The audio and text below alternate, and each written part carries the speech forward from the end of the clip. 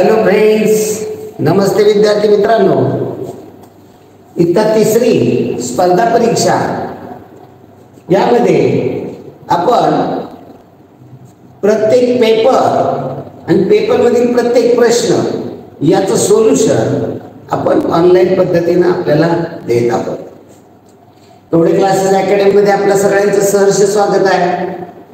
आपण या ठिकाणी प्रत्येक वर्गाचा पेपर आणि पेपरमधील प्रत्येक प्रश्नाचं प्रॉपर सोल्युशन की त्या ठिकाणी कशा पद्धतीने प्रश्न सोडवणं आवश्यक आहे, ट्रिक कोणत्या वापरायच्या ते आपण पाहणार आहोत.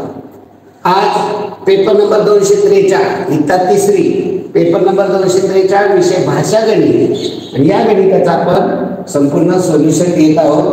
पहिला प्रश्न असतो उतारावरील प्रश्न. पहा, उतारा दिलेला उतारा वाचा आणि या उताराची त्याखालील प्रश्नांची उत्तरे पर्याय निवडून लिहूया. पहा, आपल्याला क्लिअर दिसत आहे. या उतारावरती त्याखालील प्रश्न व्यवस्थित बारकाईनं पर्यायासह वाचायचे असतात.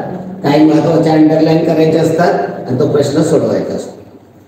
भारतीय संस्कृतीमध्ये गुरुला मानाचे स्थान आहे.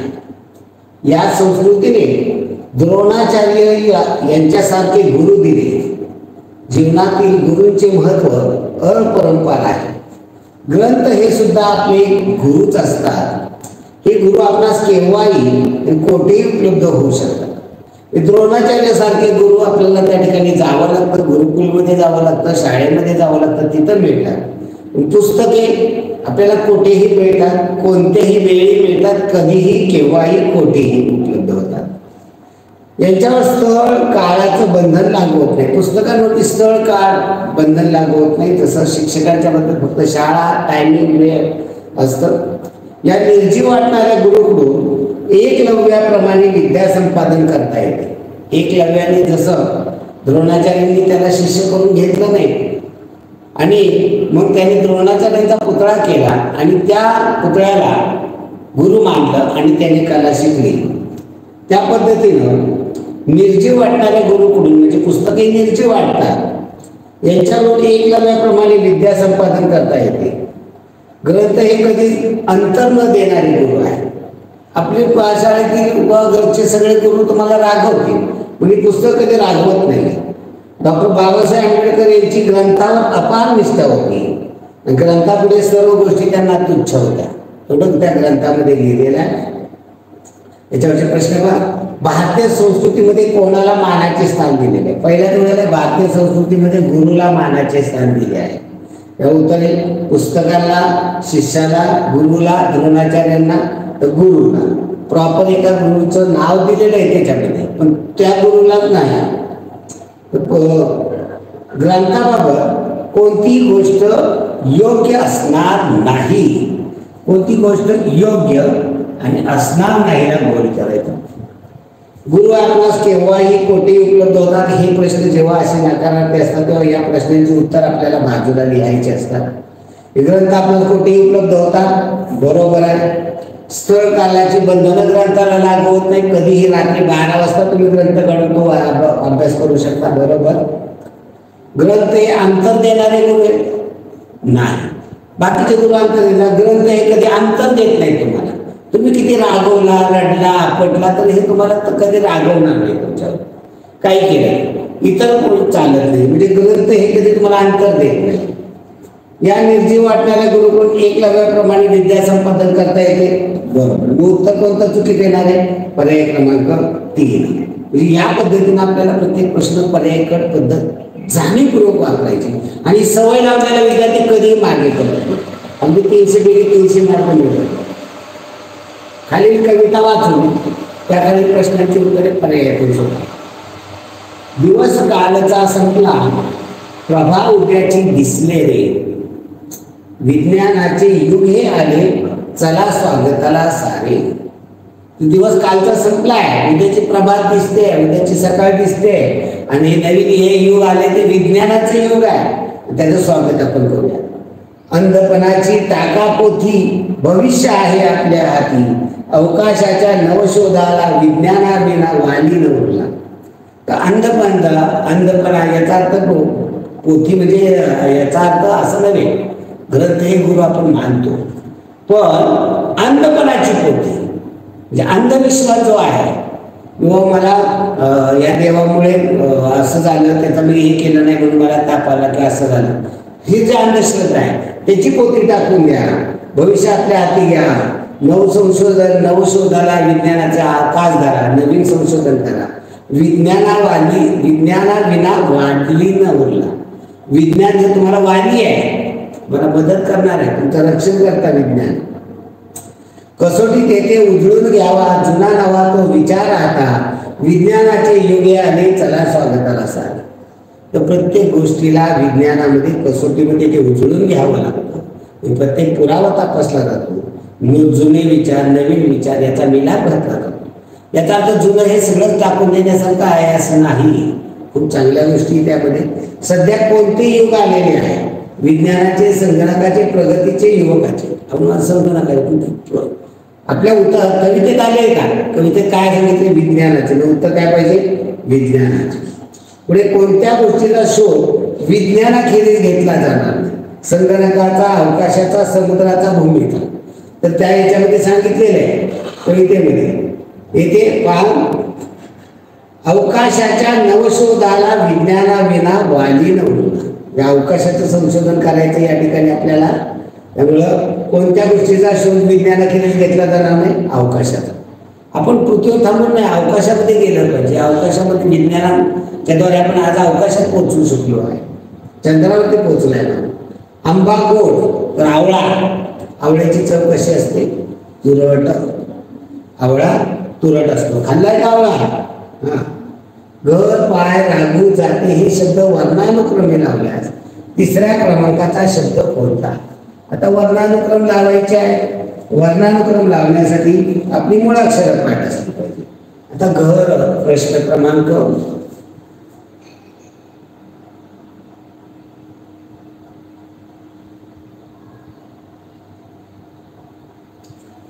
ओके, प्रश्न क्रमांक 6, घर, पाय, रागू आणि जाते वेगळे शब्द आहेत. पहिल्या अक्षरावरून आपल्याला याचा क्रम लावता येईल. पहिला अक्षर आहे घ, घ, पायचा प, रागूचा र, जातीचा ज. याच्यामध्ये स्वरामधलं कुठलं चालणार नाही, अ आ, इ ई, उ ऊ, ऋ लू, ए ऐ, आ, ओ औ, आ. यातलं कोणतं नाही. क ख ग घ ग, क ख ग घ, त्यामध्ये आला घ, जे पहिल्यांदा येईल घ. क ख ग घ, पा क ख ग घ ग, क ख ग घ ग, च छ ज झ अ, च छ ज झ अ, ट ठ ड ढ न, त थ द ध न. हे पाठ असलं पाहिजे पण आपलं. त थ द ध न, प फ ब भ म, य र ल व श, श स ह ळ श नी. ही पाठ. त्यातले स्वरावर अ आ इ ई वर्ण कोणताही अक्षर सुद्धा होत नाही, त्यामुळे त्याच्यावर घेतलं नाही. पहिल्यांदा आला घ, क ख ग घ म्हटला, नंतर च छ ज झ अ, च छ ज ज आलेला आहे ते, हे ज चा येईल याच्यानंतर ज चा जाते 2 नंबरला येईल. च छ ट ठ ड ढ न नाही, त थ द ध न, प प आलेला आहे, प चा पाय या ठिकाणी पाय, प फ ब भ म, आणि नंतर य र चा रागू.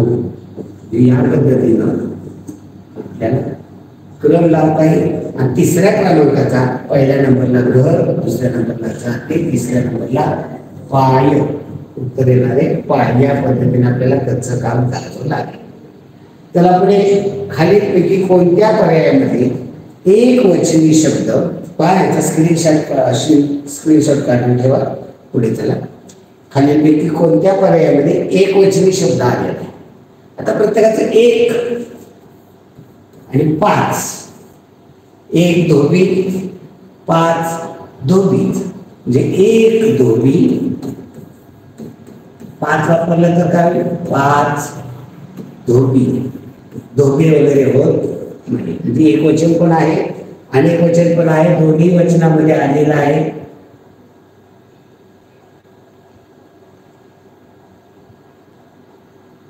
एक वचन आहे आणि अनेक वचन पण आहे, दोन्ही वचनामध्ये आहे. ओके. काट्याचा 1 काय म्हणा? काठी. 5 काट्या, म्हणजे काट्या हा कसा शब्द आला? अनेक वचने आला. अनेक वचने हा धोबी एक वचनी पण आहे, अनेक वचनी पण आहे, दोन्ही वचनामध्ये आला. चांदण्या 1 चांदणी, 5 चांदण्या. 1 चांदणी,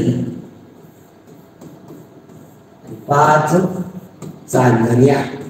म्हणजे चांदणी कसं येणार आहे? एक वचनी चांदण्या, अनेक वचनी तर चांदण्या आहे, अनेक वचनी गाणी. 1 गाणी, 5 गाणी. म्हणजे गाणी कसा येणार आहे? निश्चित असा अनेक वचनी. आणि आपल्याला विचारायला एक वचनी. आता दोन्ही एक वचनी पण आहे, अनेक वचनी, पण हे निश्चित अनेक वचनी आहे. मग याला काय म्हणायचं? अनेक वचनी नाही म्हणायचं, त्याला काय म्हणतात? एक वचनी. उत्तर काय येणार आहे? दोन्ही.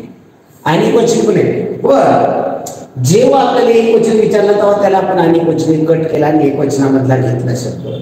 क्वचित प्रसंगी उलट असतं. हे सगळे एक वचनी असतात आणि मग तेव्हा दोन्ही अनेक वचनी करायचं असतं, असे होऊ शकतं. पुढे ज्याला कोणीही शत्रू नाही असा त्याला म्हणतात अजात शत्रू. म्हणतात अजात शत्रू.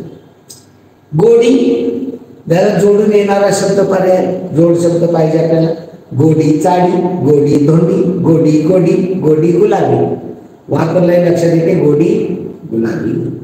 खाली कोणत्या पर्यायात भूतकाळी क्रियापद आलेले? भूतकाळ म्हणजे क्रिया घडून पूर्ण झालेली आहे, घडून गेलेली. सांगितले, आता हे वाक्यात वापरायचं म्हणजे आपल्याला ते लक्षात येतं. सांगितले, मला काम सांगितले, म्हणजे हे काय झालं? काम सांगून पूर्ण झालेलं, म्हणजे कोणता काळ येणार आहे? भूतकाळ.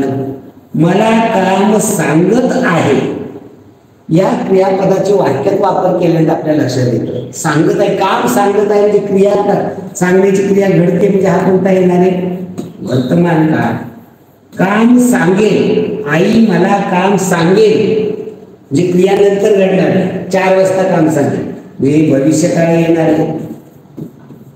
आणि सांगते, मी सांगण्याची क्रिया सुरू आहे, आई मला काम सांगते, म्हणजे सांगण्याची क्रिया म्हणजे वर्तमान काळी. याच्यामधलं आपल्याला विचारलेलं आहे भूतकाळी क्रियापद. भूतकाळी क्रियापद पर्याय क्रमांक 1 येणार आहे. त्याला पुढे गंगा यमुना या अलंकारिक शब्दाचा अर्थ काय? गंगा यमुना, आई रागवताच आपल्या डोळ्यातून गंगा यमुना सुरू होतात. सरांनी मागे सर म्हणतात आमच्या डोळ्यामधून गंगा यमुना सुरू होतात. गंगा यमुना म्हणजे अश्रू, रडणे. सोबतच्या आकृती चौकडी कोणत्या अक्षर लिहिल्या? अर्थपूर्ण शब्द तयार होतो. परत प्रत्येक पर्याय वापरून बघायचं. द्र वापरला तर जन, द्र मुद्र. स वापरला सज्जन, समुद्र. द वापरला दज्जन, दमुद्र. ड वापरला दज्जन, डमुद्र. काय? सज्जन, समुद्र. पुढे कामधेनू या शब्दासाठी खालील कोणता शब्द समूह वापरता येईल? अनेक शब्दाबद्दल एक शब्द. सर्व इच्छा पूर्ण करणारा वृक्ष कल्पवृक्ष. सर्व इच्छा पूर्ण करणारा वृक्ष कल्पवृक्ष. स्वर्गामधील एक गाय, स्वर्गामधली गाय कामधेनू. स्वर्गामधील एक वटवृक्ष कल्पवृक्ष. पहा, स्वर्गामधली गाय कामधेनू. ही गाय आपल्या मनाच्या सर्व इच्छा पूर्ण करते. स्वर्गामधला वटवृक्ष कल्पवृक्ष, आपल्या सर्व इच्छा हा वृक्ष पूर्ण करतो. सर्व इच्छा पूर्ण करणारी गाय ही कामधेनू. ओके,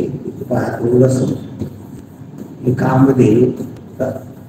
सर्व इच्छा पूर्ण करणारी गाय कामधेनू. स्वर्गातली गाय कपिला. स्वर्गातली गाय नाव कपिला असेल.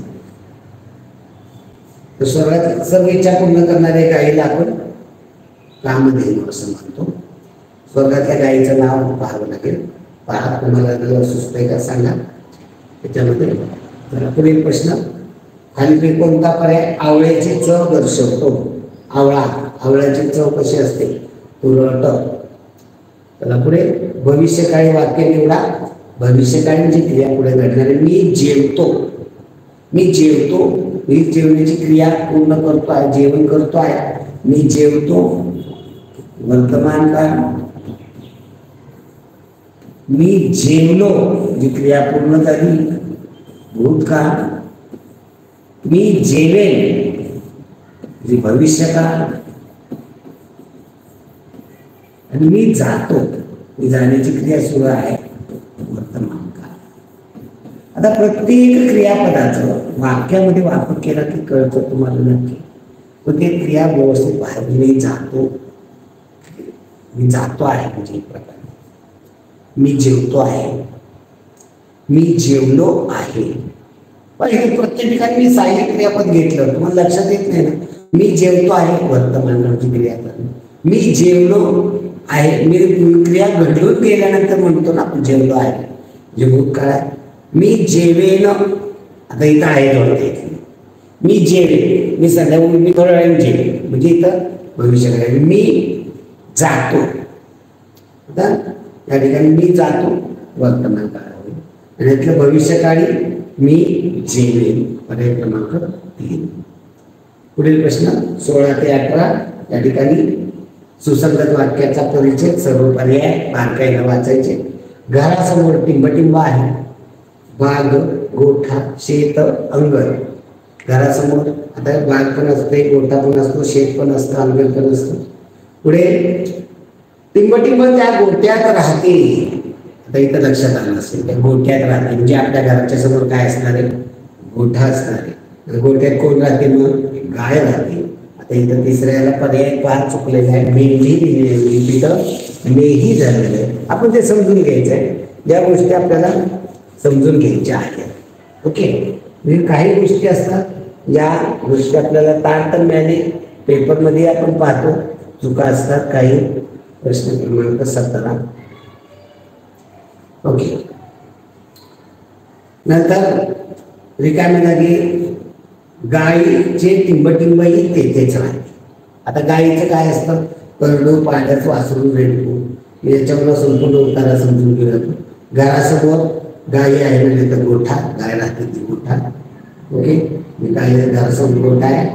टिंबटिंब त्या गोठ्यात राहते, तर त्या गोठ्यामध्ये गाय त्या गोठ्यामध्ये राहते. गायीचे टिंबटिंबही तेथेच राहते. गायीचं जे काय आहे टिंब त्याला काय म्हणतात? वासरू. करडू शेळीचं करडू असतं, मेंढीचं कोकरू असतं. पाडस हे हरणाचं असतं, पाडस असतं, शावक असतं. आणि म्हैशीचे रेडूक असतं. तो एक निर्माता आहे. या वाक्यात अधोरेखित शब्दाचे स्त्रीलिंग कोणते? अधोरेखित शब्दाचे स्त्रीलिंग लिंग जाते, समजून घ्या. निर्माता, तो एक निर्माता पुल्लिंग आहे. ती एक निर्माती. पर्याय क्रमांक 3 येणार आहे, निर्माती.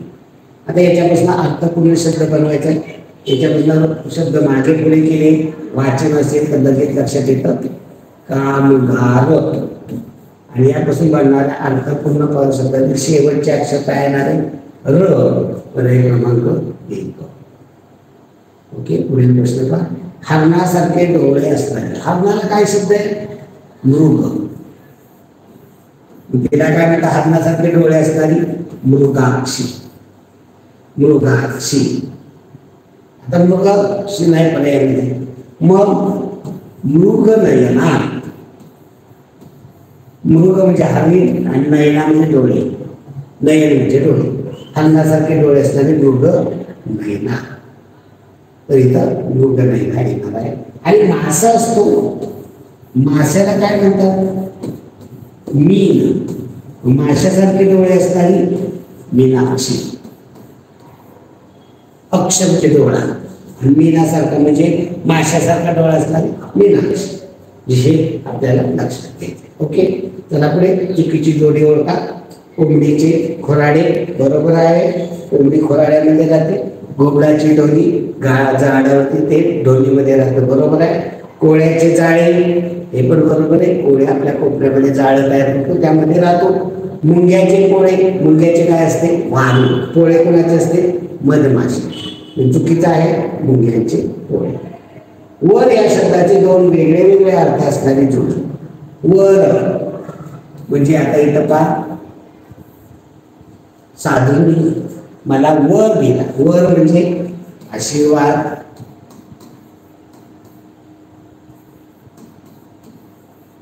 वर म्हणजे आशीर्वाद. आणि दुसरा काय होतं, वर वधू.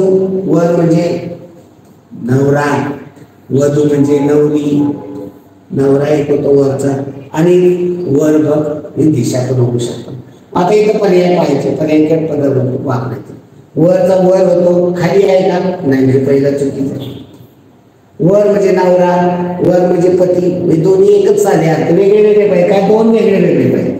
इथं दोन्हीचा अर्थ वर म्हणजे नवरा, वर म्हणजे पती, एकच अर्थ झाला. आशीर्वाद, कृपा.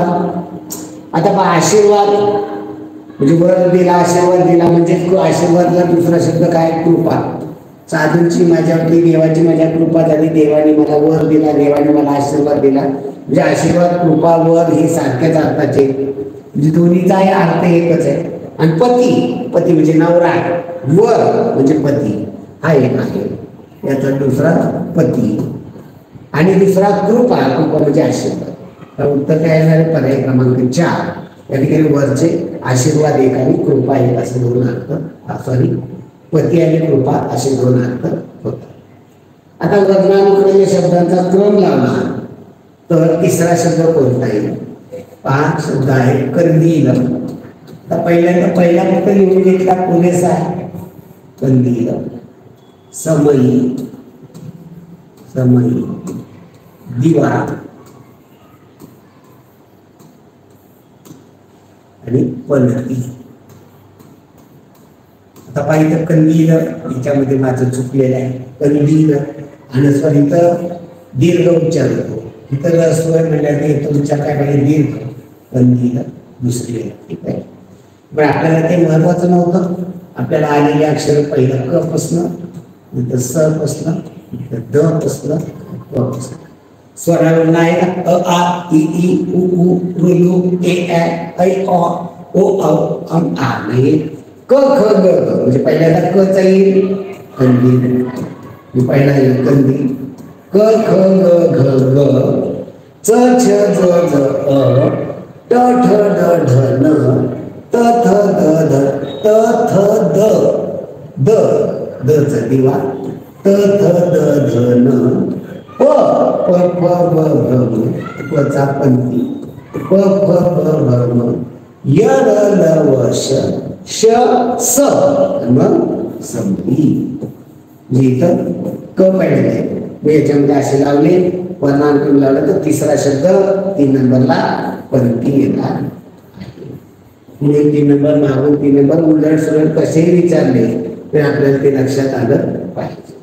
तर पुढे तुमच्या बालभारतीच्या पुस्तकातील सुगी या कवितेचे लेखक कोण. आता तुमच्या अभ्यासक्रमावरती आधारित हा प्रश्न आहे. तुमच्या इथं तुम्ही या ठिकाणी कोणतेही तुमचे हे सगळे आपल्या पुस्तकातील जे धडे आहेत त्याचे लेखक आहेत ते आपले पाठ असले पाहिजे. उत्तर येणारे शैला लोहिया यांनी ती सुगी ही कविता लिहिलेली आहे. तर गणित सुरू होत आहे. गणितामध्ये पहा, खाली दिलेल्या संख्या उतरत्या क्रमाने मांडल्या, शेवटी कोणती संख्या आहे. 250. शे म्हणजे 100 हे लक्षात घ्या.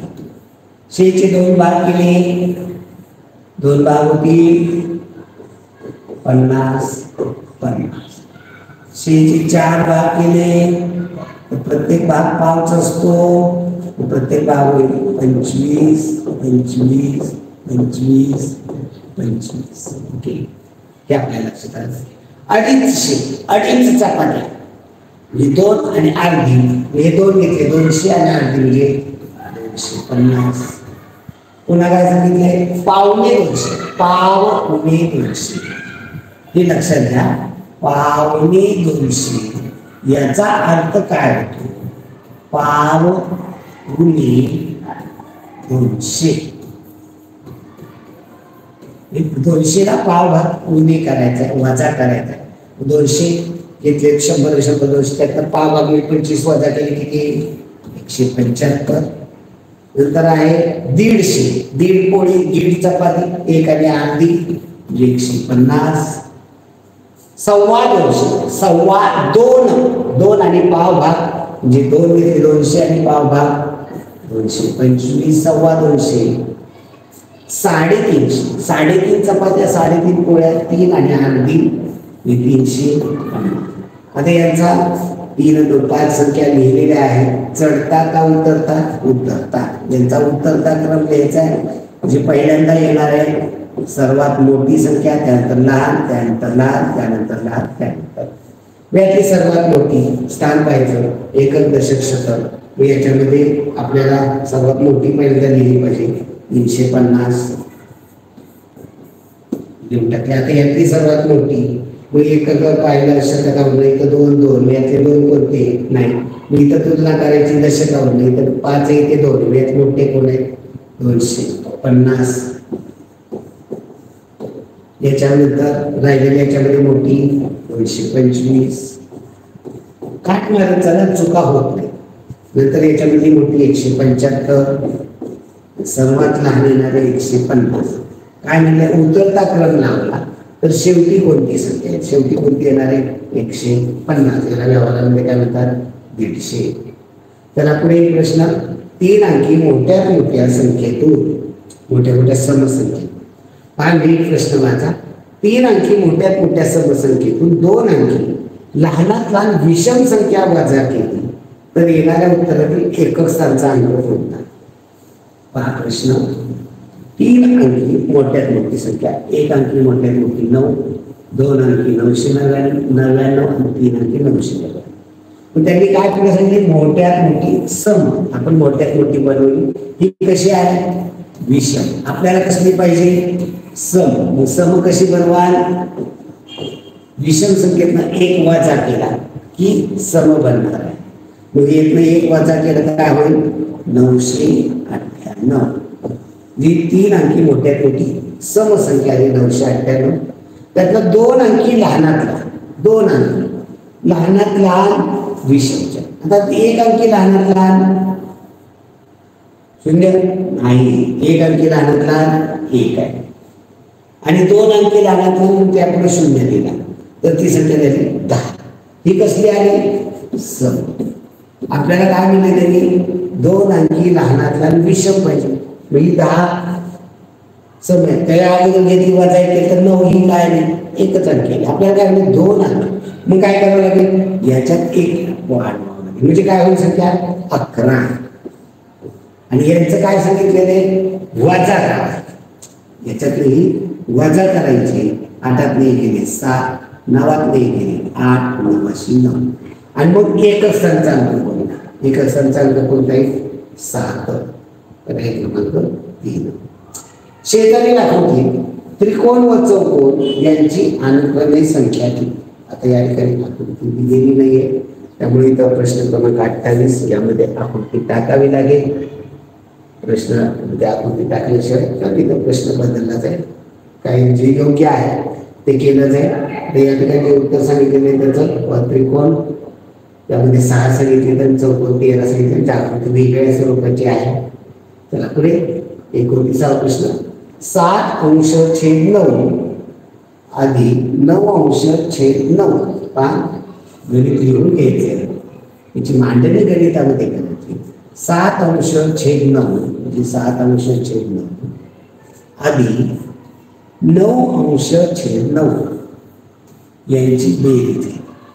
आता छेद सारखा जर असेल तर छेदाची बेरीज केली जात नाही, एकदाच 9 लिहिता. म्हणजे 7 अधिक 9, 7 अधिक 9 किती होतात 16/9. तर काय येणार आहे 16/9. पर्याय या ठिकाणी दिलेले नाही. इथं उत्तर दिलेलं असणार आहे. पर्याय क्रमांक 2 आहे 16°9. इतर पर्याय टाकेल. आपल्याला काय पर्याय टाकायला काय अडचण येत नाही. फक्त इथं आपल्याला वेळ द्यावा लागतो. तर इथं पहिला पर्याय आहे 16°. दुसरा पर्याय झाल्यानंतर 16°9. आता या ठिकाणी काय करू आपण 9 9 18°16. इथं एवढा वेळ घालवणं शक्य नसतं. तिसरा पर्याय इथे काय झालं आपला पहिला पर्याय केला 11 गडबडीमध्ये.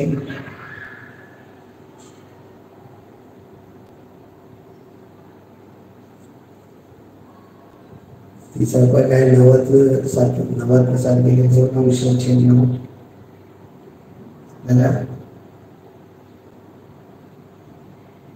तिसरा 16°8. चौथा पर्याय.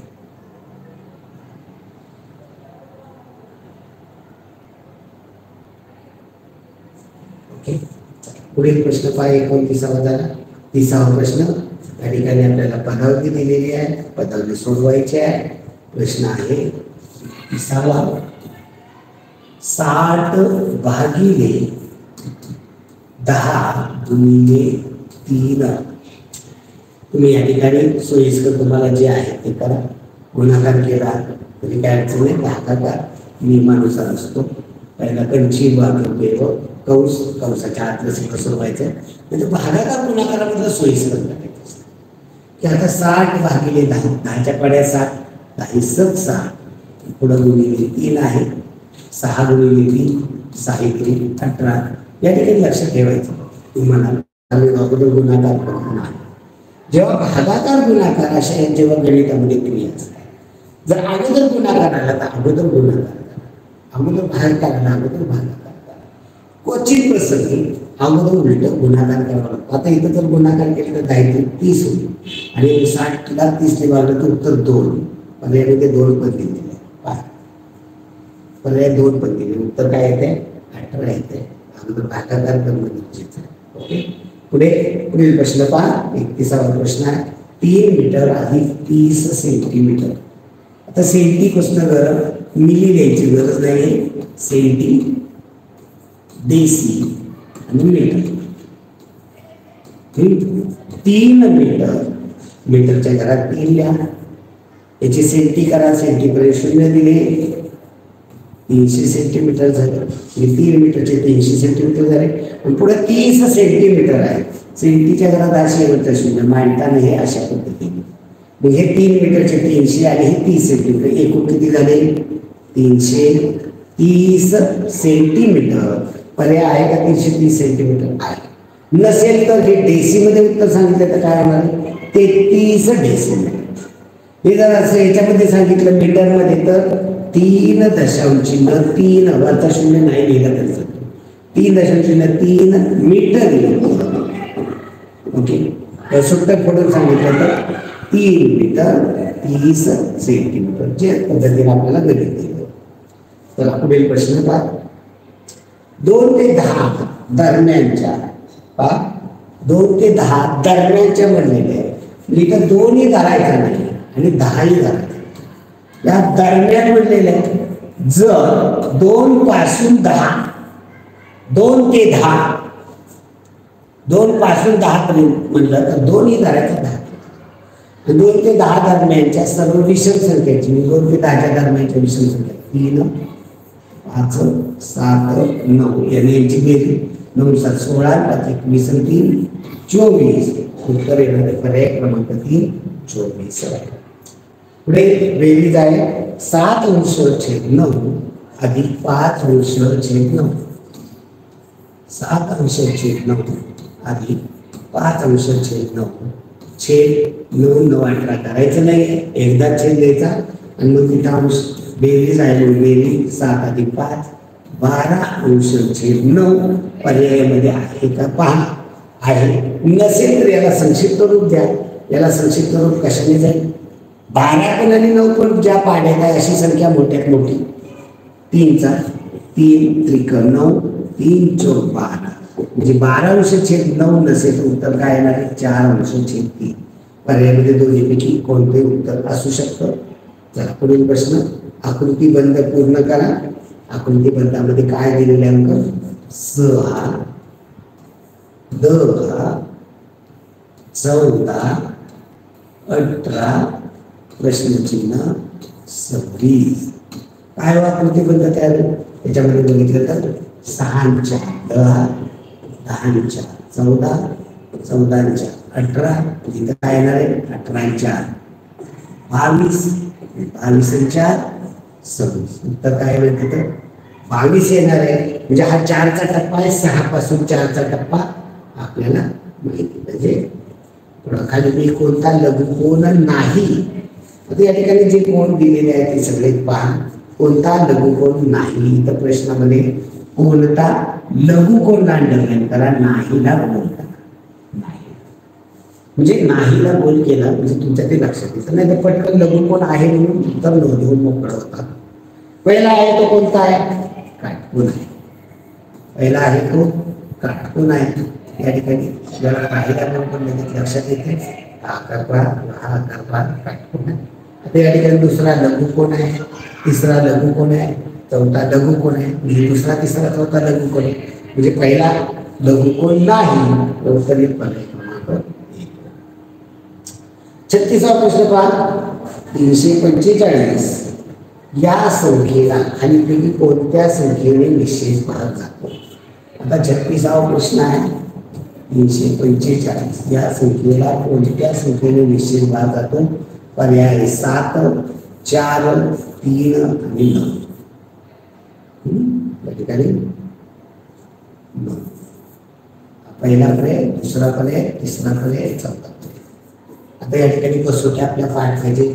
आपल्याला 3ची कसोटी काय? संख्येतील अंकांच्या बेरजेला 3 ने भाग जातो.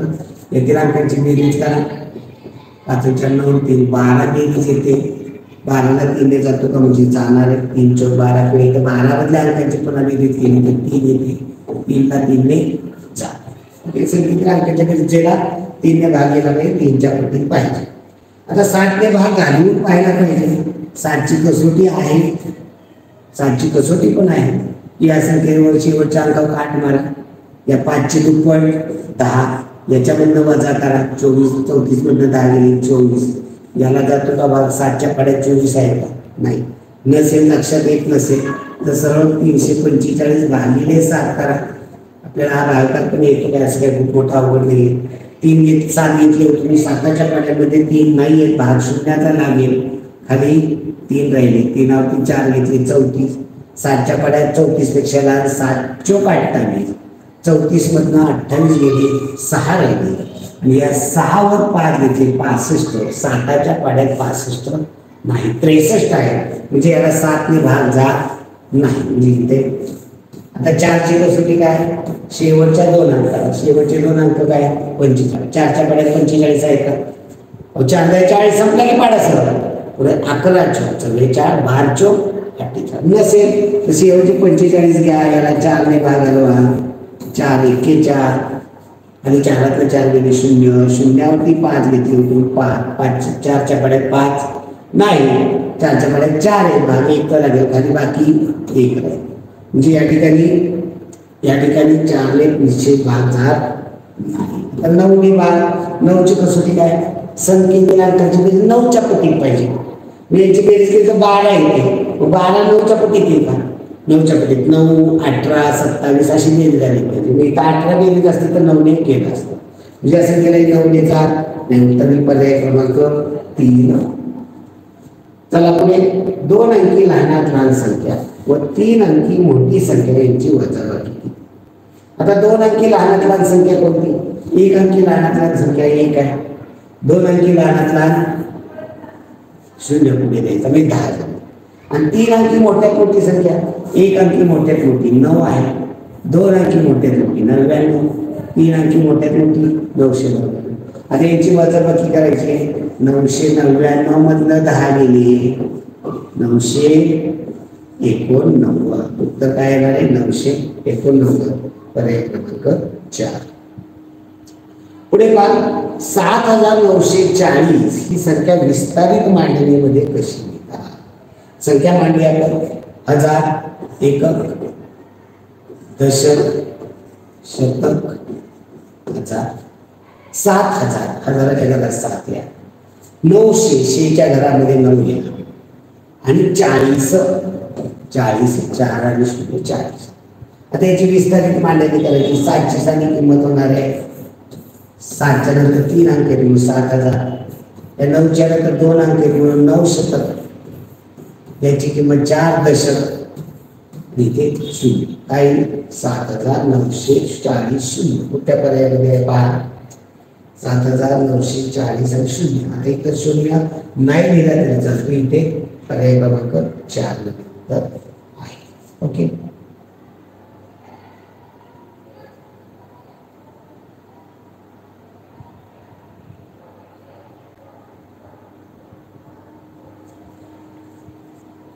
पुढील प्रश्नाकडे वळूया आपण. मोठ्यात मोठी 3 अंकी संख्यामध्ये 111 वजा तर उत्तर काय असेल? मोठ्यात मोठी 3 अंकी. मोठ्यात मोठी 1 अंकी 9, 2 अंकी 99, 3 अंकी 999. यामध्ये 111 वजा केले. हा प्रश्न क्रमांक 39 आहे. वजा केले 9 नाही केले 8, 9 नाही केले 8, 9 नाही केले 8. उत्तर काय येणार आहे? 888. पर्याय क्रमांक 4. 2 अंकी मूळ संख्या किती आहे? मूळ संख्या पाठ पाहिजे आपल्याला. 5 मूळ संख्येचा मोबाईल नंबर आहे. प्रश्न क्रमांक 40 आहे.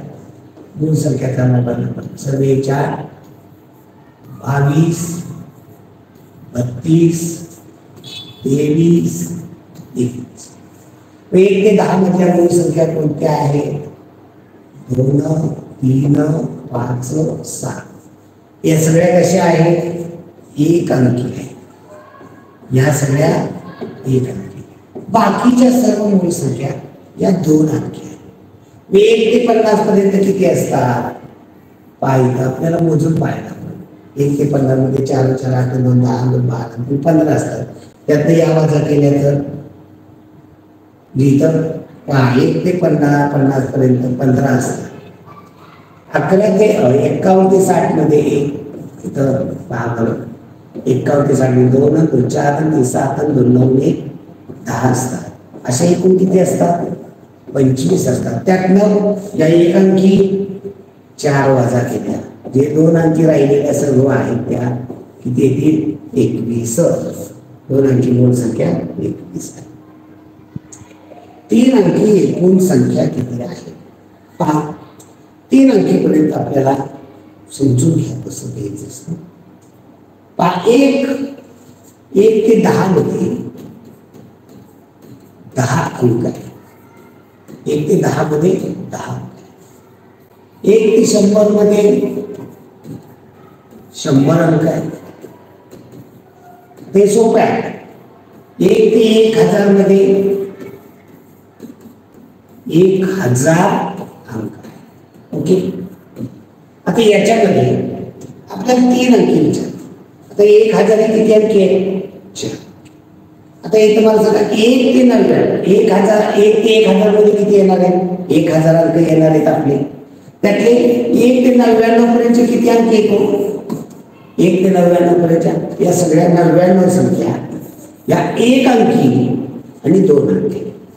या 99 संख्या 1 अंकी आणि 2 अंकी. 1 अंकी आणि 2 अंकी. या सगळ्या संख्या ज्या आहेत या 1 अंकी आणि 2 अंकी. आणि 1000 ही किती अंकी हो? 4 अंकी.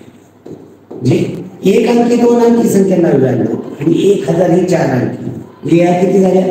100. या कसल्या? 1 अंकी 2 अंकी आणि 4 अंकी. मग राहिलेल्या सगळ्या कशा आहेत? 3 अंकी. एकूण 1 ते 1000 मध्ये किती एक संख्या एकूण? 1000. या 1000 मधून 1 अंकी 2 अंकी 99 आणि 4 अंकी 1 अशा एकूण किती झाले? या 100 वजा करा. राहिले किती?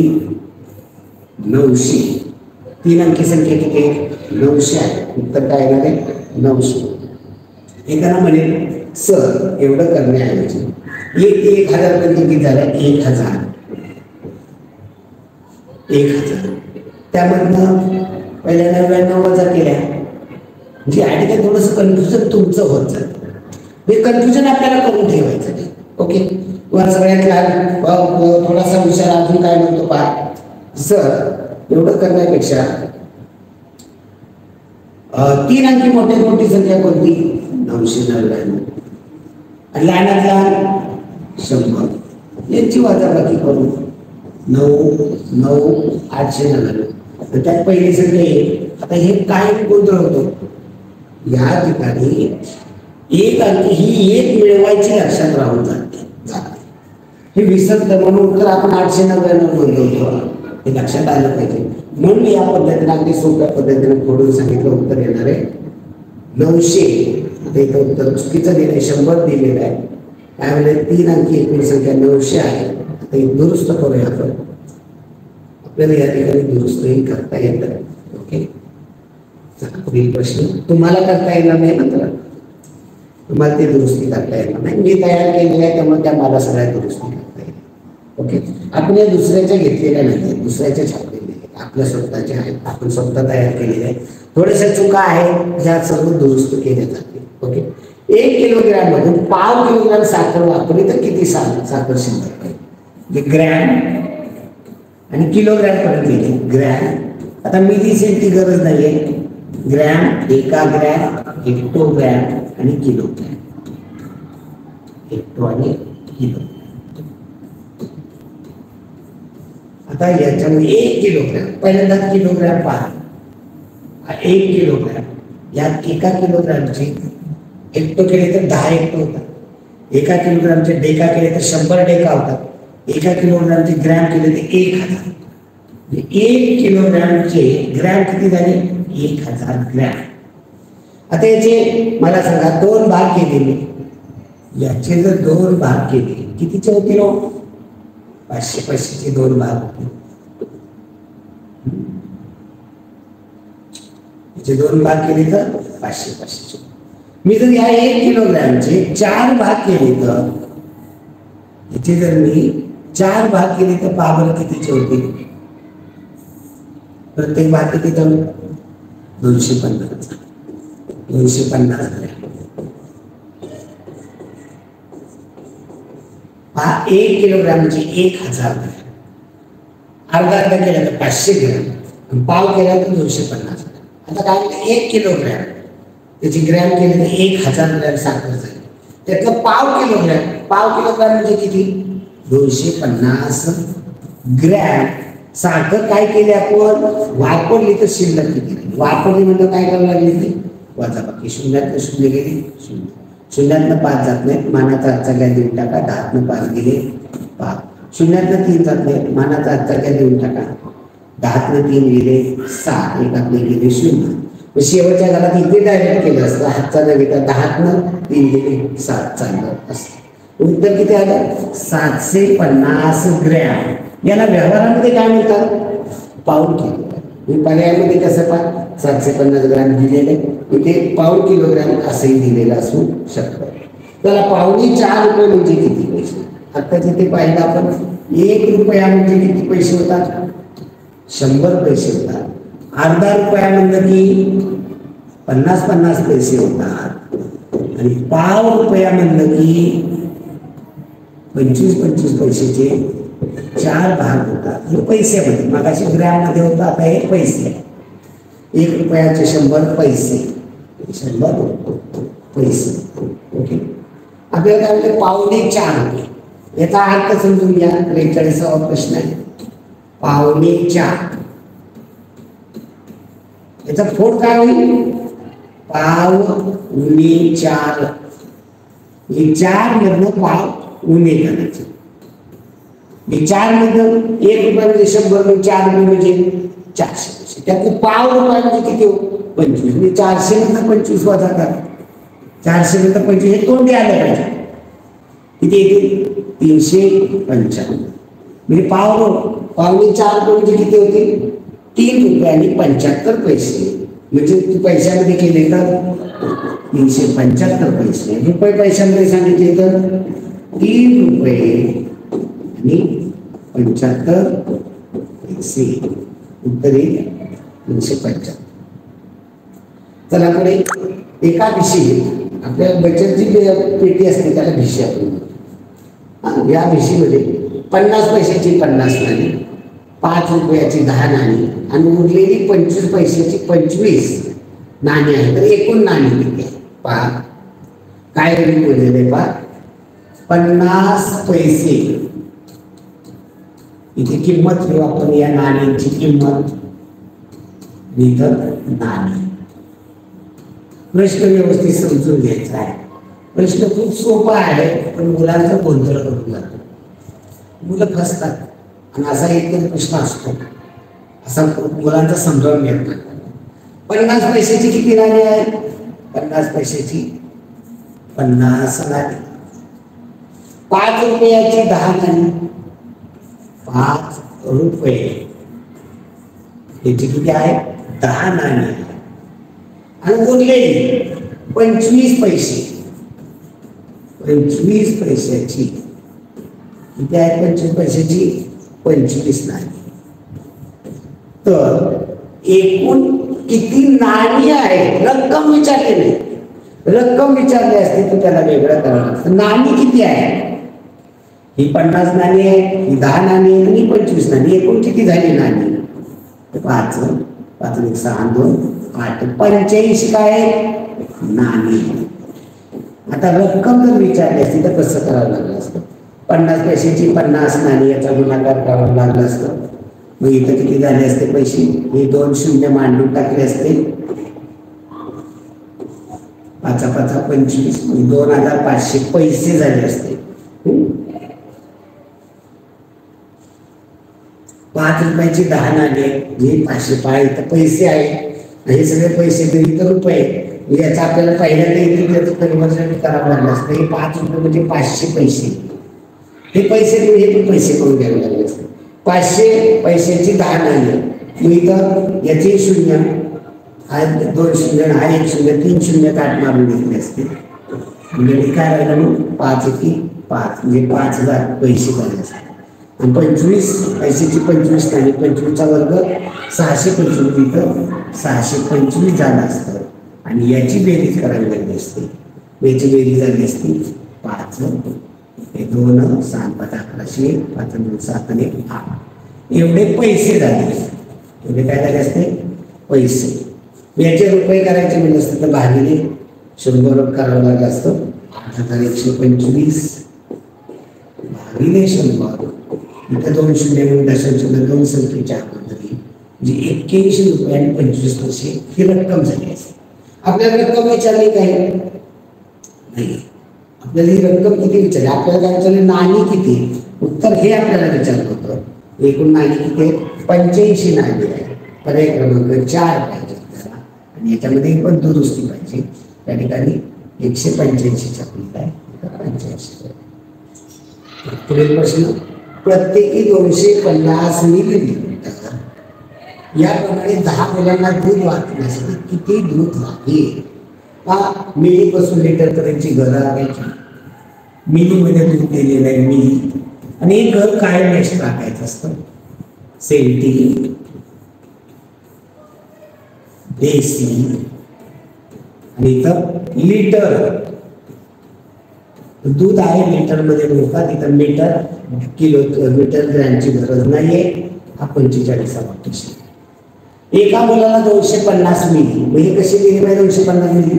शेवटच्या घरात 0 नंतर 5 आणि हे एका मुलाला हे 250 मिली दूध दिले. असं 10 मुलांना वाटायचं म्हणजे याला गुणिले 10 करायचं. कारण एका मुलाला 250, दुसऱ्याला 250, तिसऱ्याला 250 असं 10 वेळा 250 द्यायचं.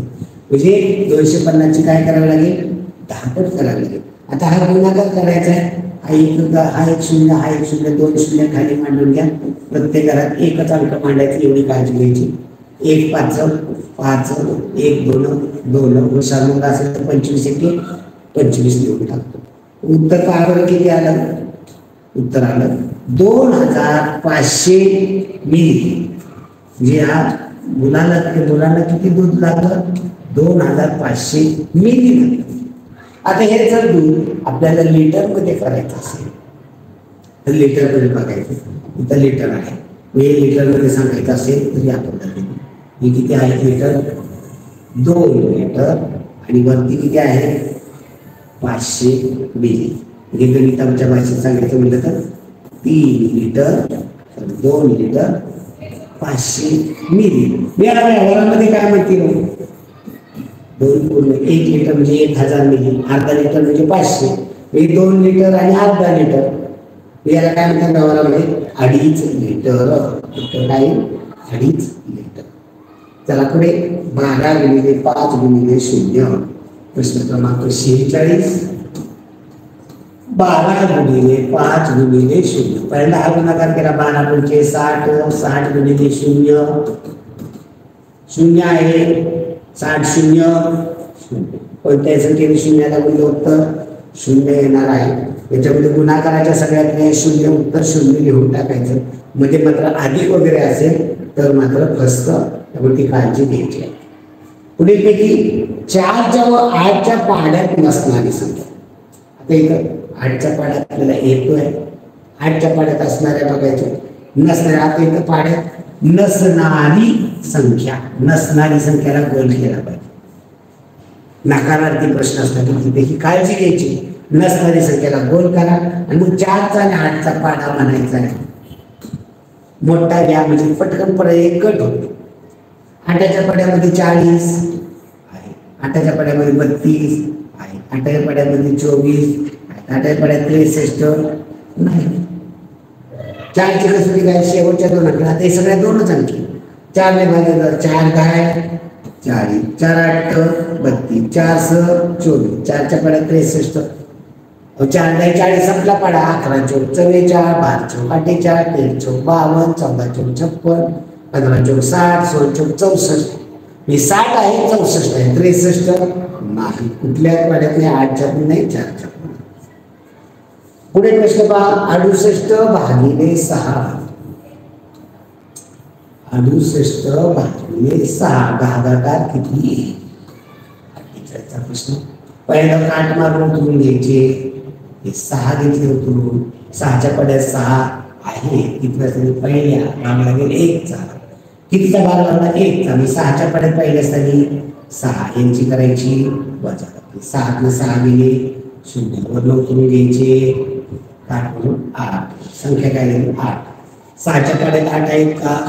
नाही. 8 पेक्षा लहान 6. किती असताना? पहिल्या भाग लागेल 1चा. 6च्या पड्यात पहिल्या असताना 6. खाली मांडायचे 6 यांची करायची वजा. 8 ने 6 गेले 2. तर काय येणार आहे? 2. ही बाकी आहे. आपल्याला काय विचारले त्यांनी? भागाकार. भागाकार किती आला? 11. हे विचार बघायचं. भागाकार विचारले का बाकी विचारले? चला पुढे. 5 फुलांचा एक हार याप्रमाणे 14 हार बनवायचे आहे तर किती फुले लागतील? 1 2 3 4 5 असं 5 फुलांचा एकूण एक हार बनवायचा आहे तुम्हाला सांगितलं आहे. असे 14 हार करायचे. एका हारामध्ये 5 फुलं तर 14 हारामध्ये 5 वेळा 5 14 वेळा लिहायचे. म्हणजे इथं 5 गुणिले 14. 14चा पाडा येत असेल तर 14 25 येत नसेल तर मोठ्या संख्येला बारक्या संख्येने गुणाकार करा. 5 ने 4 ला गुणलं 5 चौक 20 0. 8 2. 5 ने 1 ला गुणलं 5 1 5 2 7. उत्तर काय येणार आहे? 70. किती हार बनवता येतील? किती फुलं लागतील? 70 फुलं लागतील. खालीलपैकी कोणती जन्मतारीख असलेल्या विद्यार्थ्याचा वाढदिवस 4 वर्षांनी अशी एक तारीख आहे कॅलेंडरमध्ये की ती दरवर्षीच्या कॅलेंडरमध्ये दिसत नाही, फक्त 4 वर्षातून एकदा दिसते. अशी तारीख आहे 29 फेब्रुवारी. ही 29 2 2000 याच्यानंतर ही तारीख कॅलेंडरमध्ये दिसेल 29 2 2004 मध्ये दिसेल. नंतर ही 29/2/2008 मध्ये दिसेल, नंतर 29/2/2012 मध्ये दिसेल. म्हणजे दर 4 वर्षांनी ही तारीख दिसते. तर ही सगळी कसली आहे? लीप वर्ष. ही कसली आहे? लीप वर्ष. लीप वर्ष कशाला म्हणायचं? शेवटच्या 2 अंकाला 4 म्हणायचं. शेवटला जर 2 शून्य असतील तर त्याला 400 ने भाग घेणार. 400 म्हणजे 2000. इथे 4 ला भाग जातो, 4 ने 8 ला जातो, 12 ला जातो, 16 ला जातो, 20 ला जातो, 24, 28, 32, 36, 40, 44, 48 4च्या पटीत वाढतो. ते लीप वर्ष. आणि फक्त जर अशी 3 शून्य आली तर त्याला 400 ने भाग घेणार. 2000 आहे, नंतर 2400 येईल, 2800 येईल, 3200 येईल. ही लीप वर्षाची. मात्र याच्यामध्ये 2500, 2600, 2700 याला 4 ने भाग जातो, पण हे लीप वर्ष नाही. कारण 2 शून्य आली की त्याला कितीने गेला पाहिजे भाग? 400 ने गेला पाहिजे. त्यामुळे उत्तर आपल्याला 29 फेब्रुवारी ही तारीख फक्त आणि फक्त 4 वर्षात येते. ज्याची जन्मतारीख 29 फेब्रुवारी त्याचा वाढदिवस फक्त 4 वर्षातच करता येतो. पुढे पहा, 2.5 रुपया 25 पैशाची किती नाणी येतील? 2.5 रुपया अगोदर 1 रुपया समजून घ्या. 1 रुपया म्हणजे 100 पैसे. अर्धा रुपया म्हणजे 50 पैसे. पाव रुपया म्हणजे 25 पैसे. आपल्याला पाहिजे गरज नाहीये, पण आपण करतो जे प्रत्येक लक्षात आलं पाहिजे. 2.5 रुपये म्हणजे काय होईल? 1 रुपया नाही आहे. मी 100 पैसे, 100 पैसे आणि अर्धा म्हणजे 50 पैसे. मी किती झाले? 100, हे दुसऱ्याचे 100 आणि 50. हे 2.5 रुपये. 2.5 पोळी म्हणलं, 2.5 भाकरी म्हणलं 2 आणि 8. 1 रुपयाचे 100 पैसे, दुसऱ्या 2 रुपयाचे 100 पैसे याचा 8. आता इथं पैसे किती झाले? 100, 100, 100, 50, 250 पैसे झाले. आणि याचे काय करायचे? 25 पैसे नाणी करायचे. 250 भागिले 25. 25 एके 25, 25 एके 25, डायरेक्ट 25 न भाग येतो. काय अवघड नाही. 25 एके 25 खाली 25 मधनं 25 गेले, 0 राहिले. 0 0 घेतला, संख्या 0 झाली. 25च्या पाड्यात 0 0 असते. म्हणजे किती येतील? 2.5 रुपयात 25 पैशाची 10 नाणी. आता काही हुशार मुलं काय करतात? पहा डोकं चालवतात. पहा, हे काय चुकीचं नाही आहे, पण ती गणिताच्या भाषेत, ही गणिताची भाषा. ते काय करतात? 100 पैसे म्हणजे ग्रुप मला सांगा बरं, 100 पैसे 25 पैशाची किती नाणी येतील? 25 पैशाची. इथं 4 येतील, 25 चौक 100. इथे 4 येतील, इथं 2 येतील. मग किती झाले? 4 आणि 4 8 आणि 2 10. काय गणित सोपं, पण गणिताच्या भाषेत हे आलंच पाहिजे. ओके, 10 नाणी येतील. त्याला पुढे प्रश्न, लांबी मोजण्याचे खालीलपैकी सर्वात मोठे एकक. आता सर्व एकक सगळीच लांबीची लिहूया आपण. मिली सर्वात छोटा आहे, याच्यापेक्षा मोठं सेंटी आहे, याच्यापेक्षा मोठं डेसिमीटर आहे. हे millimetre, centimetre, decimetre, metre, decametre, hectometre आणि किलोमीटर. या आपण मोजणार आपण वापरतो की किलोमीटर. ओके, यातलं पर्यायी पद्धत वापरायची. पर्यायी पद्धत वापरायची आपल्याला. पर्यायी पद्धत वापरली आपल्याला येणार आहे. ओके,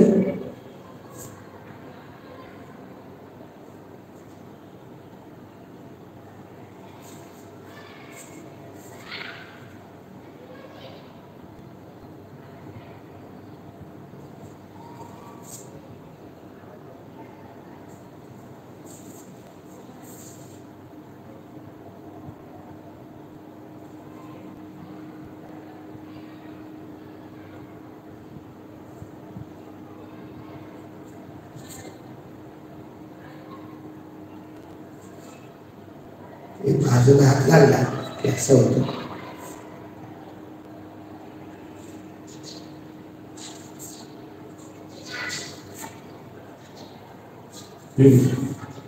झालं दुसरं झोपण झालं. ओके, आपल्याला काय विचारलं तरी सर्वात मोठे सर्वात लहान एक मिलीमीटर, त्यापेक्षा मोठं सेंटीमीटर, त्यापेक्षा मोठं डेसिमीटर, त्यापेक्षा मोठं मीटर, त्यापेक्षा मोठं डेकामीटर, त्यापेक्षा मोठं हेक्टोमीटर, त्यापेक्षा मोठं किलोमीटर. यातलं मोठं कोणतं आहे? मिलीपेक्षा मोठं सेंटी, सेंटीपेक्षा मोठं डेसी, डेसीपेक्षा मोठं मीटर, सगळ्यात मोठं किलोमीटर. ओके, चला पुढे. खालील संख्यांची यादी विषम संख्या किती आहे? प्रश्न क्रमांक 53. प्रत्येक संख्या आपण लिहून घेऊया. 12, 17, आता आडव्या आहे उभ्या करतोय. 9, 28, 33, 138, 169, 49, 144, 121 आणि 56. त्यातल्या आपल्याला काय विचारलेले? विषम. आपल्याला पाहिजे आहे विषम. प्रत्येक संख्या आपल्याला बघायची सम आहे का विषम. कशावर? एकच झाला. एकच आणि 2 आहे म्हणजे कशी आहे? सम आहे. एकच आणि 7 आहे म्हणजे कशी आहे? विषम आहे. ज्या संख्येच्या एकच आणि 0, 2, 4, 6, 8 अंक असतात त्यांना आपण काय म्हणतो? 0, 2, 4, 6, 8 असतं त्याला सम. 0, 2, 4, 6, 8 याला कसल्या म्हणतात? सम. आणि विषम कशाला म्हणतात? 1, 3, 5, 7, 9 याला कसल्या म्हणतात? विषम. ओके, आपल्याला 7 वाजता बस.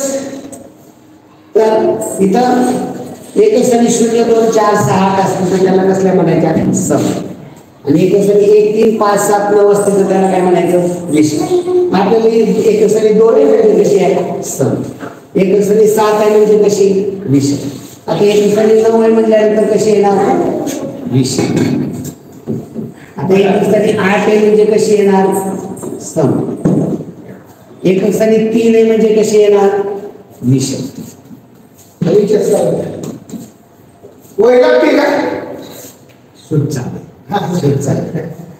असेल नसेल ठीक आहे, काय एकच आणि 8 आहे म्हणजे कशी? सम. इथे एकच आणि 9 आहे म्हटल्यानंतर विषम. ओके, जरा वेगळा वेगळा रंग वापरतो म्हणजे तुम्हाला लक्षात येईल तुमच्या. एकच आणि 9 आहे म्हटल्यानंतर विषम. एकच आणि 4 आहे म्हटल्यानंतर सम. एकच आणि 1 आहे म्हटल्यानंतर विषम. एकच आणि 6 आहे म्हटल्यानंतर सम. आपल्याला काय प्रश्न विचारलेला आहे याच्यामध्ये? या यादीत विषम संख्या किती? विषम किती आहे बघा? 1, 2, 3, 4, 5, 6 किती आहेत विषम? 6. 53, 75 पेक्षा झाली की तुमचे. ओके, थोडस करायचं 10. ओके, आपलं हे शूट चाललेलं आहे, हे तुम्हाला मोबाईलवरती बघायला मिळेल. आता 54वा प्रश्न पहा. 54वा प्रश्न, 17 लिटर दूध घेण्यासाठी अर्धा लिटरच्या मापाने किती वेळा घ्यावे लागेल? आपल्याला 17 लिटर घ्यायचे पहा. Milli, centi, deci, litre. जेव्हा तुम्ही कायम सवय लावायची, एक घर एक्स्ट्रा काढून ठेवायचं. आता 17 लिटर घ्यायचे म्हणजे कसे लिहिले पाहिजे? लिटरच्या घरात 7 इकडे हे होतं 17. आणि त्याचे मिली केले तर काय होते? 17 लिटरचे डेसी केले 170 डेसी. 17 लिटरचे सेंटीलिटर केले 1700 सेंटीलिटर. 17 लिटरचे मिली केले 17,000 मिलीलिटर. आणि याचा अर्धा लिटरचं करायचं. अर्धा लिटर, 1 लिटर म्हणजे किती होतं? 1 लिटरचे मिली केले तर किती झाले? 1000. अर्धा लिटर केले तर 500. मी 500 लिटरच्या मापाने घ्यायचे म्हणजे काय करावं लागेल 17,000 भागिले 500. मग आता ही भागाकार आपल्याला पहा किती सोपा असतो. 17,000 भागिले 500. मग 500चा पाडा कुठे येतो हा सोपं करू आपण घरी. या 2 शून्याला ही 2 शून्य ओळीने एकच दशकाशी शून्य असते तर काय मी काय नाही लावलेले होतो 170 भागिले 5. मग आता अवघड आहे का काय 5चा पाडा येतो का पहिला उतरून घेतले 1. 5च्या पाड्यात 1 आहे का नाही 1 पेक्षा लहान 0 भाग लागेल 0.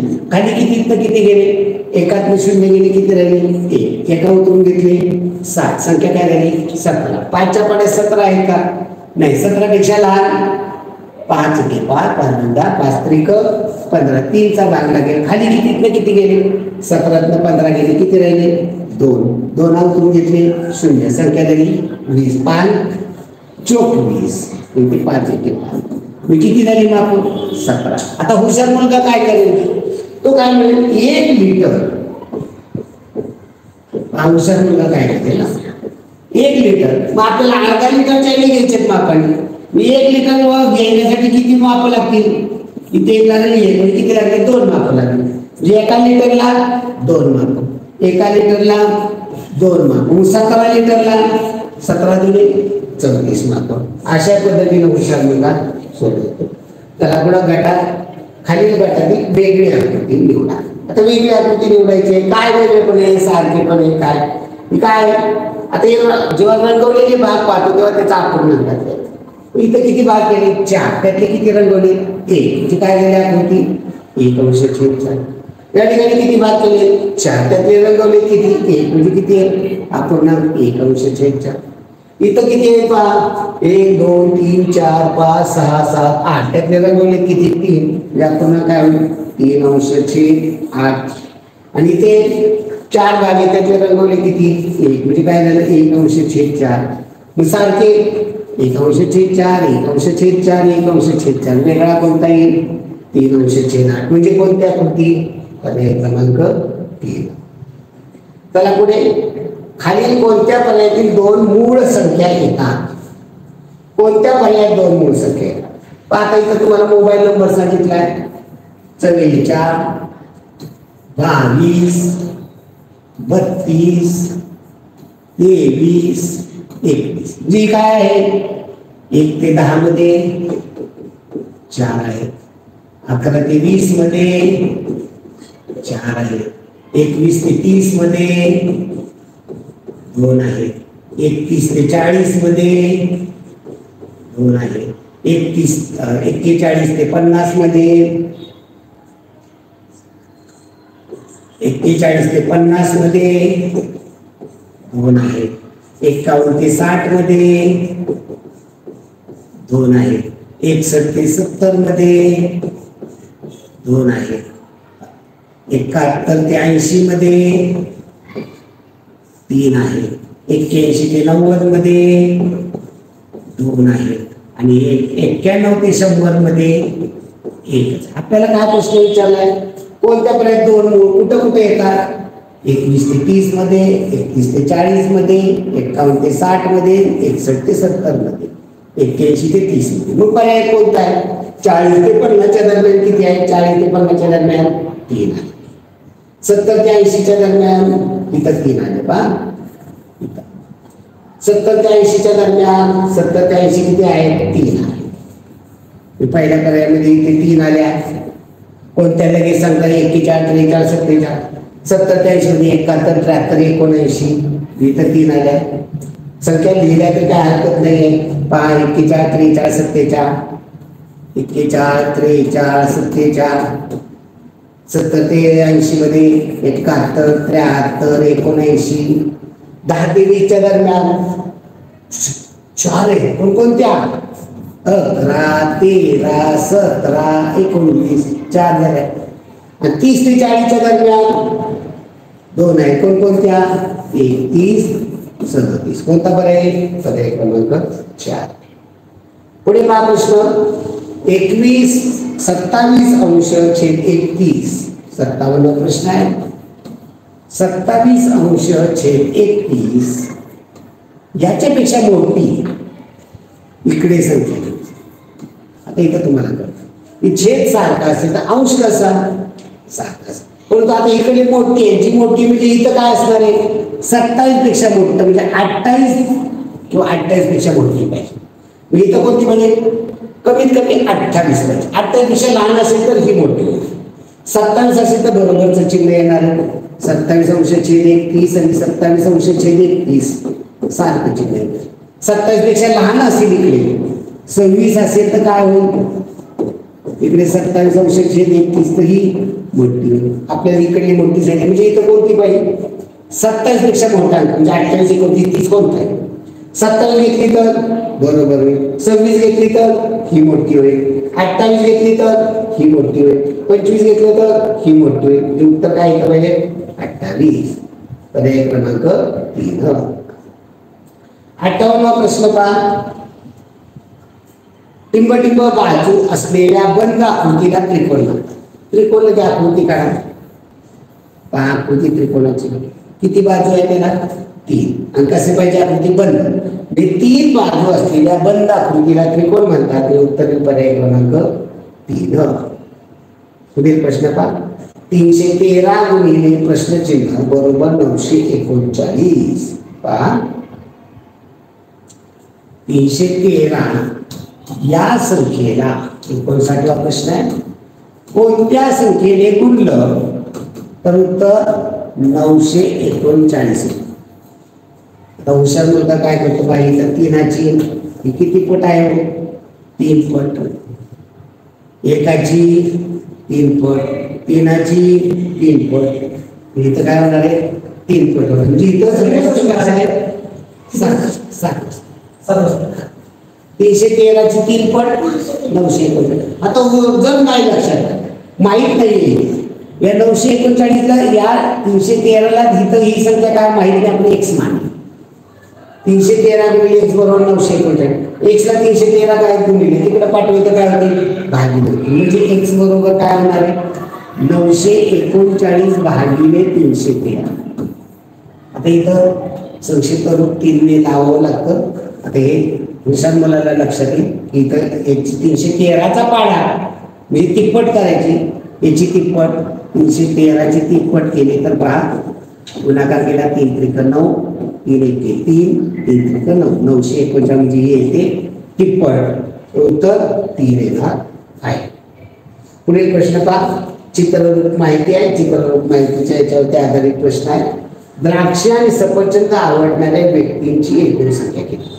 आंबा आवडणारी किती आहे पहा 1 2 3 4 1 2 3 4 5 6 7 8 9. आंबा आवडणारी किती आहे 9. द्राक्ष काळी द्राक्ष किती 1 2 3 4 5. द्राक्ष आवडणारी 5 आहे.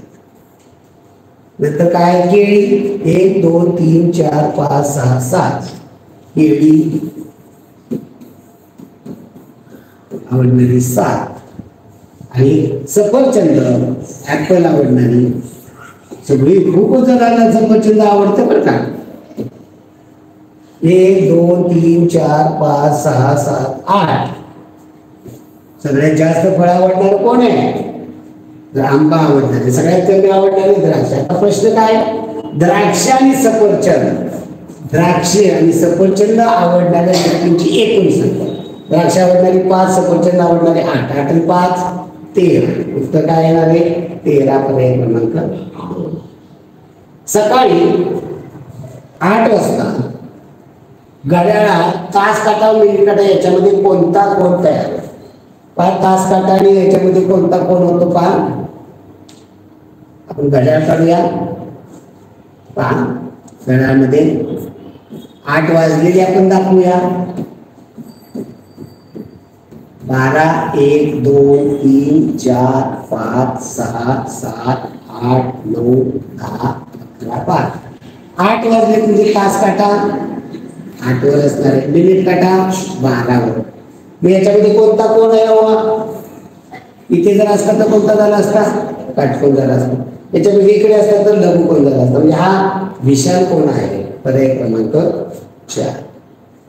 पुढे 9/10 अधिक 2/10 बरोबर किती? 62वा प्रश्न आहे. 9/10 अधिक 2/10 छेदाची बेरीज नाही होत. 9 अधिक 2 9 2 11/10 पर्याय क्रमांक 11/10 पर्याय क्रमांक. पुढील प्रश्न पहा. 400 अधिक 525 सोपं दिलेलं आहे, अगदी फोडून दिलेला आहे. 63वा प्रश्न. 400 एक दशक शतक म्हणजे 400 शतकाच्या घरात गेले पुढे शोधले. आणि 525 याची बेरीज किती होईल? 925. व्यवहारामध्ये काय म्हणतात त्याला? 9.25. 900 आणि 25 पावभाग म्हणजे 950. रोज 1.5 लिटर दूध घेतल्यास आठवड्यात किती लिटर दूध होईल? मिली पासून लिटर पर्यंत जरा आखूया. मिली, सेंटी, देसी, लिटर. 1 लिटर म्हणजे मिली केले तर किती होतात? 1000. 1.5 पोळी म्हणजे 1.5 भाकरी. 1.5 भाकरी म्हणजे काय? 1 आणि अर्धी. लिटरचे मी 1.5 लिटर करायचे म्हणजे किती झाले? 1 लिटर आणि अर्धा लिटर म्हणजे किती झालं रोज? 1 लिटर आणि अर्धा लिटर म्हणजे 500 म्हणजे एकूण किती झाले? 1 लिटर आणि 500 म्हणजे अर्धा लिटर 1.5 लिटर. आठवडाभर. आठवड्याचे दिवस किती? 7. याला गुणिले 7 करायचे. 7 नाही गुणा 7 0 0 7 0 0 7 5 35 5 3 7 1 7 3.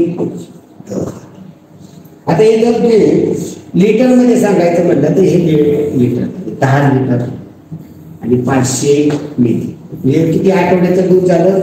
10 लिटर आणि 500 मिली. आता व्यवहारामध्ये काय म्हणतात? 10 आणि हे किती? 500 मिली म्हणजे अर्धा म्हणजे किती होईल? 10.5 लिटर. पुढे पहा. 25 ला 4 ने गुणल्यास एक स्थानी कोणता अंक येईल? 25 ला 4 ने गुणायचं. 4 ने 5 लागला. 4 पंचे 20 0 8 2 4 2 8 8 2 10. उत्तर काय आलं? 100. आपल्याला काय विचारलं? एकक स्थानी. एकक स्थानी हा एकक स्थान. एकक स्थानी कोणता अंक आला? 0. पुढील प्रश्न पहा. खालीलपैकी चुकीची मांडणी कोणती? पहिली पहा. इथं आडवी बेरीज आलीच पाहिजे आपल्याला. पहा पहिला 55 अधिक 3 55 अधिक 3 एककाची 5 आणि 3 8 5 5. दुसरा पर्याय पहा. 17 वजा 63. आता इथं उलट झाले. 63 वजा 17. 63 वजा 17 आडवी मांडणी आली पाहिजे आपल्याला. 3 मधलं 7 जात नाही. 7 मधलं 3 घालवायचे का? मेहमानाचा आजचा घ्या. कुठल्या घरात द्या? 13 7 गेले. 7च्या पुढे 13 8 9 10 11 12 13 किती राहिले? 6. दशकाची करते 6 मधनं 2 गेले. 6 मधनं 2 गेले 4. उत्तर किती आलं? 46. पहिलं बरोबर आहे. दुसरं बरोबर आहे. 8 वजा 4 अधिक 2. तिसरं पहा. 8 वजा 4 अधिक 2. 8तले 4 गेले 4. 4 अधिक 2 उत्तर काय म्हणजे 6. बरोबर आहे. आता इथं 5 अधिक 105. 105 आणि 5 किती होता? तो 110 म्हणजे हे चुकीचं आहे. बाकी सर्व बरोबर आहे. ओके. आता इथं थोडंसं चुकलेलं आहे गणित. आपण इथं दुरुस्ती करूया. 17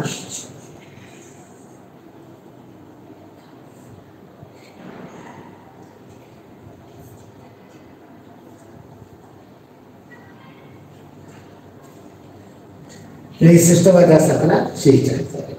पुढील प्रश्न पहा. एक अंक एकदाच वापरून तयार होणारी लहान संख्या. एक अंक एकदाच वापरला. किती अंकी? 3 अंकी. सगळ्यात लहान अंक कोणता? 0 1 2 3 अंकी बनवायचे म्हणल्यानंतर ही काय झाली संख्या? 12. किती अंकी झाली? 3 अंकी. म्हणजे आपल्याला 3 अंकी बनवली ही 2च अंकी झाली. हा शून्य काय करावं लागेल? आतमध्ये घ्यावा लागेल. हा 1 बाहेर काढावा लागेल. म्हणजे काय होईल? 1 0 2 काय होईल? 3 अंकी लहानात लहान संख्या 102. पर्यायी पद्धत वापरली चालेल. इथं दोन वेळा एक वापरला म्हणून हे उत्तर चुकीचं. इथं 2 वेळा 0 वापरला म्हणून चुकीचं.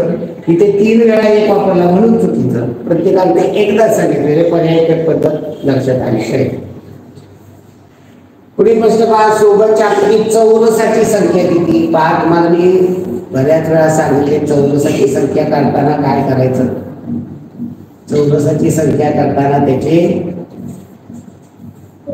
1 2 3 4 उभे नंबर द्या. 1 2 3 4 चौरस काढायचे असते.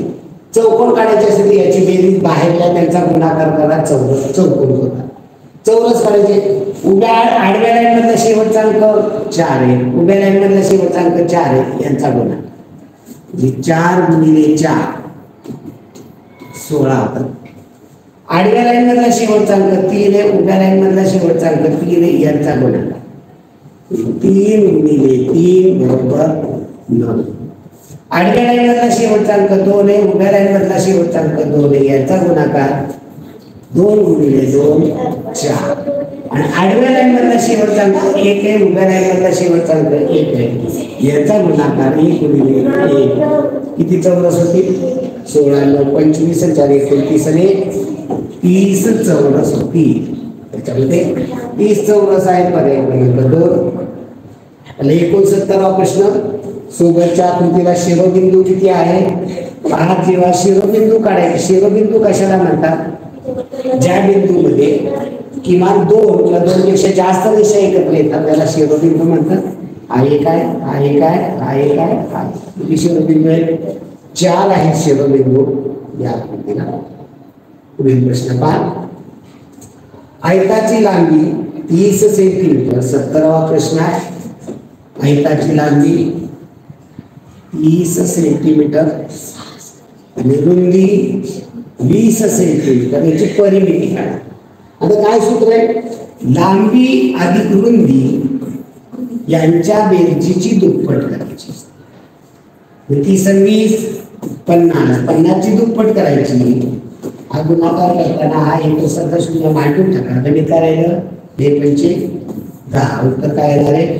100 सेंटीमीटर. काय बोलत? 50 30 आणि 30 60 60 आणि 20 80 100 करतात. बरोबर आहे. पण गती पाहिजे आपल्याला. त्याला इथं आकृतीबंध पूर्ण करायचा आहे. पहा, पहिल्या आकृतीमध्ये काय आहे? बाण आहे तो वरच्या दिशेला. दुसऱ्या आकृतीमध्ये काय झाला? तो घड्याळाच्या दिशेने फिरला. घड्याळाच्या दिशेने फिरला म्हणजे बाण या पद्धतीनं झाला. दुसऱ्यातला हा देखील बाण घड्याळाच्या दिशेने फिरला. तिसऱ्या आकृतीमध्ये तो हाही घड्याळाच्या दिशेने फिरेल. बाणाची तोंड इकडे असेल. कोणता पर्याय येईल? पर्याय क्रमांक 2. चला पुढील प्रश्न. 72वा प्रश्न. कोणत्याही संख्येने शून्याला गुणले. 72वा प्रश्न पहा. कोणत्याही संख्येने म्हणतात 5 ने शून्याला गुणले. कोणत्याही संख्येने शून्याला गुणले किंवा शून्याने कोणत्याही संख्येला गुणले तर गुणाकार किती येतो? 0 येतो. ओके. पुढे 73वा प्रश्न. एका रांगेत 8 झाडे. एक रांग आहे झाडांची 1 2 3 4 5 6 7 8. या रांगेत 8, या रांगेत 8, या रांगेत 8, या रांगेत 8, या रांगेत अशा 5 रांगा. मग एकूण झाडे किती?